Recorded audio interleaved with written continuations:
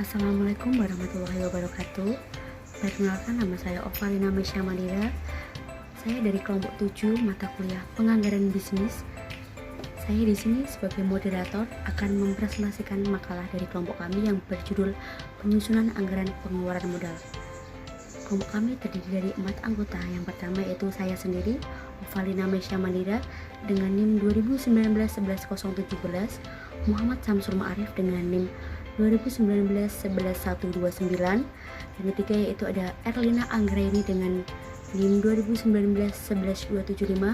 Yang keempat yaitu ada Wahyu Catur Prasetyo dengan NIM 2019-11351. Pengertian penganggaran pengeluaran modal. Penganggaran modal yaitu perencanaan yang mencakup menganalisis dan pemilihan berbagai investasi modal. Dengan adanya penganggaran modal, mereka dapat menghitung tingkat keuntungan yang akan mereka dapatkan pada jangka panjangnya. Anggaran pengeluaran modal adalah anggaran berupa informasi rencana perubahan aktiva tetap perusahaan selama periode anggaran. Anggaran ini dibuat berdasarkan anggaran penjualan. Anggaran pengeluaran modal biasanya dijadikan dasar untuk membuat anggaran kas, anggaran overhead pabrik, dan anggaran biaya non-produksi. Langkah penyusunan anggaran modal. Mengacu pada langkah-langkah penyusunan anggaran secara umum, maka langkah-langkah anggaran modal adalah sebagai berikut. Yang pertama yaitu menentukan pedoman anggaran modal. Yang dimaksud dengan pedoman anggaran adalah penganggaran modal tahun lalu sebelum merencanakan anggaran modal untuk tahun berikutnya. Gunanya adalah agar manajemen atau perusahaan dapat mengetahui batas maksimum anggaran modal yang pernah berlaku. Hal ini menjadi dasar bagi manajemen atau perusahaan dalam membuat keputusan besaran maksimum anggaran modal di masa berdasarkan data dan fakta yang ada. Yang kedua yaitu menyiapkan anggaran modal. Setelah batas maksimum ditentukan, selanjutnya menyiapkan dan menyusun rencana anggaran pada masa mendatang bekerja sama dengan bagian keuangan. Yang ketiga yaitu menentukan anggaran modal. Setelah itu menentukan anggaran modal yang dibutuhkan manajemen atau perusahaan. Hal ini dilakukan bekerja sama dengan berbagai pihak yang berkepentingan di dalam perusahaan. Yang keempat yaitu melaksanakan anggaran modal. Tahap ini merupakan tahap terakhir di mana anggaran modal telah disetujui sebagai pihak sekaligus dilakukan evaluasi mengenai pelaksanaannya. Assalamualaikum warahmatullahi wabarakatuh. Perkenalkan, nama saya Muhammad Samsul Ma'arif dengan NIM 2019-11129. Di sini saya akan melanjutkan presentasi dari saudara Ovalina. Jenis investasi. Penganggaran modal menggambarkan tindakan perencanaan dan pembelanjaan pengeluaran modal, seperti untuk pembelian equipment baru, untuk memperkenalkan produk baru, dan untuk memodernisasi fasilitas pabrik. Investasi membutuhkan dana yang relatif besar dan keterikatan dana tersebut dalam jangka waktu yang relatif panjang, serta mengandung resiko. Berikut jenis investasi. 1. Investasi yang tidak menghasilkan laba. Timbul karena adanya peraturan pemerintah atau syarat kontrak yang telah disetujui, contoh pemasangan instalasi pembersih air limbah.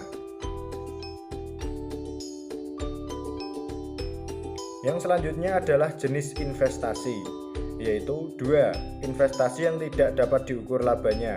Pedoman yang biasanya dipakai adalah persentase tertentu dari hasil penjualan. Persentase tertentu dari laba bersih investasi yang sama dilakukan oleh perusahaan pesaing.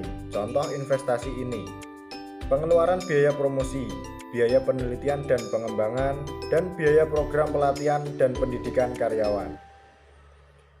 3. Investasi dalam penggantian mesin dan equipment. Informasi penting yang perlu dipertimbangkan dalam keputusan penggantian mesin adalah informasi akuntansi diferensial yang berupa aktiva diferensial dan biaya diferensial.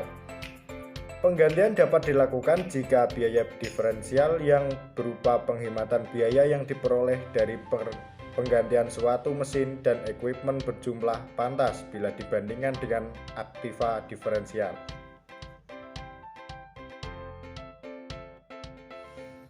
Jenis investasi yang keempat yaitu investasi dalam perluasan usaha.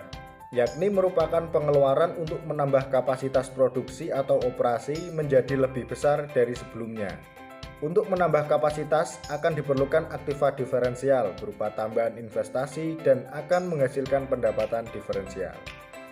Untuk presentasi selanjutnya akan dilanjutkan oleh Saudari Erlina Anggraini. Terima kasih. Kriteria penilaian investasi. Yang pertama, payback method. Metode ini sering pula disebut dengan istilah lain seperti payoff method dan payout method. Faktor yang menentukan penerimaan atau penolakan suatu usulan investasi adalah jangka waktu yang diperlukan untuk menutup kembali investasi. Perhitungan payback belum memperhitungkan unsur pajak penghasilan. Contohnya, payback period sama dengan investasi dibagi laba tunai rata-rata per tahun. Contohnya, suatu rencana investasi membutuhkan investasi mula-mula sebesar 80 juta, diperkirakan laba tunai setelah pajak per tahun selama 5 tahun berturut-turut yakni 23 juta, 18 juta, 21 juta, 36 juta, dan 25 juta. Perhitungan payback period jika aliran kas masuk bersih tiap periode tidak sama. Di tahun pertama, laba tunainya 23 juta dengan investasi yang ditutup 23 juta, payback periodnya yang diperlukan 1,0. Tahun kedua, laba tunai 18 juta, investasi yang ditutup 18 juta, payback period yang diperlukan 1,0. Tahun ketiga, laba tunainya 21 juta, investasi yang ditutup 21 juta, payback period yang diperlukan 1,0. Tahun keempat, laba tunai 36 juta, investasi yang ditutup 18 juta, payback period yang diperlukan 0,5. Tahun kelima, laba tunainya 25 juta. Dengan total investasi yang ditutup selama tahun 1-5 80 juta, payback period yang diperlukan 3,5 tahun. Kesimpulannya, dalam jangka waktu 3,5 tahun, investasi sudah dapat kembali sebelum masa umur ekonomisnya habis. Kriteria penilaian investasi yang kedua ada average return on investment method atau metode rata-rata kembalian investasi. Metode ini juga disebut accounting method atau financial statement method. Rumusnya rata-rata pengembalian sama dengan laba sesudah pajak dibagi rata-rata investasi dengan hasil persen. Kriteria penilaian average return on investment method. Yang pertama, suatu investasi akan diterima jika tarif kembalian investasinya dapat memenuhi batasan yang ditetapkan manajer. Yang kedua, jika pengembalian keputusan belum memiliki batasan tarif kembalian investasi, maka dari beberapa investasi yang diusulkan dipilih adalah yang memberikan tingkat kembalian yang terbesar. Contoh dari average return on investment method. Untuk melakukan suatu proyek, diperlukan investasi mula-mula adalah 10 juta, diperkirakan dalam 10 tahun, tanpa nilai residu. Pada akhir tahun ke-10, diperkirakan setiap tahun akan dapat diperoleh kas masuk rata-rata sebesar 4 juta, sedangkan kas keluar termasuk pajak rata-rata sebesar 2.500.000. Tarif kembali investasi bisa dihitung dengan 4 juta dikurangi 2.500.000 dikurangi lagi dengan 10 juta. 10 jutanya dibagi dengan 10 tahun, kemudian dibagi dengan investasi mula-mula yakni 10 juta dengan hasil 5%.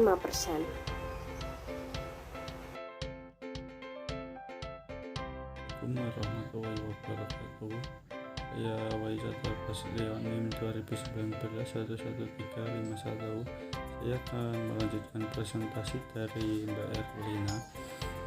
Kriteria penilaian investasi. 3. Present value method. Dalam keputusan penggantian aktiva tetap yang didasarkan pada pertimbangan penghematan biaya. Informasi akuntansi manajemen yang dipertimbangkan adalah biaya diferensial tunai yang merupakan penghematan biaya operasi tunai di masa yang akan datang sebagai akibat dari penggantian aktiva tetap tersebut. Penghematan biaya tunai yang diperoleh biaya diferensial tunai dengan adanya penggantian aktiva tetap tersebut dikurangi atau ditambah dengan dampak pajak penghasilan akibat biaya diferensiasi selama umur ekonomi aktiva tetap, kemudian dinilai tunaikan dengan tarif kembalian tertentu. Selanjutnya, kriteria penilaian investasi present value method. Kriteria penilaian apabila jumlah nilai tunai tersebut lebih besar dari aktiva diferensial, maka usulan investasi tersebut dianggap menguntungkan dan sebaliknya. Perhitungan nilai tunai.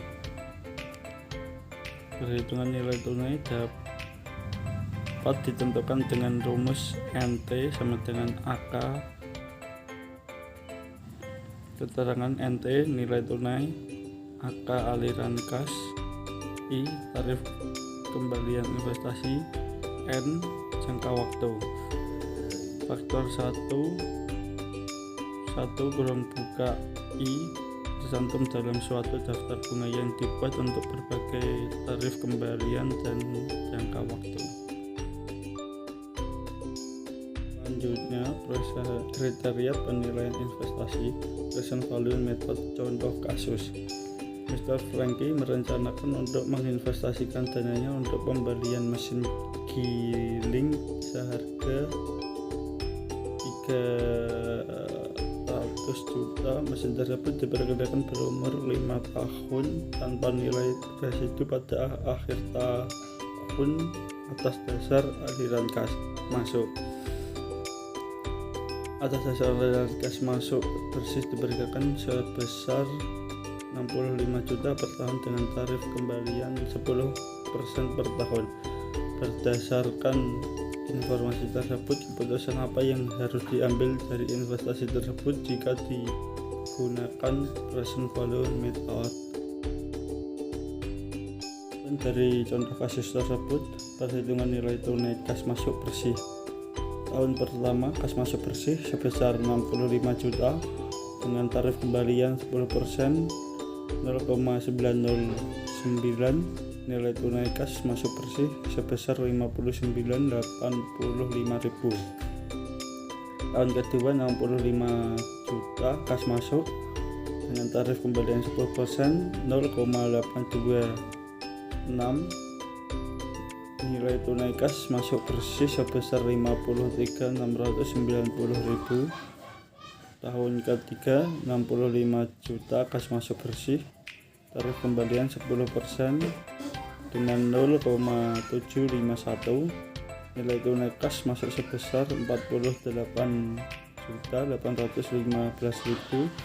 Tahun keempat 65 juta kas masuk bersih, tarif kembalian 10% dengan 0,683. sebesar nilai tunai kas masuk bersih sebesar 44.390.000. Kas masuk bersih tahun kelima 65 juta, tarif kembalian 10% 0,621. Nilai tunai kas masuk bersih sebesar 40.360.000 dengan total nilai tunai kas masuk bersih sebesar 246.350.000. Untuk kesimpulannya, investasi sebaiknya ditolak karena aliran kas masuk bersih lebih kecil dari nilai investasi yang ditanamkan.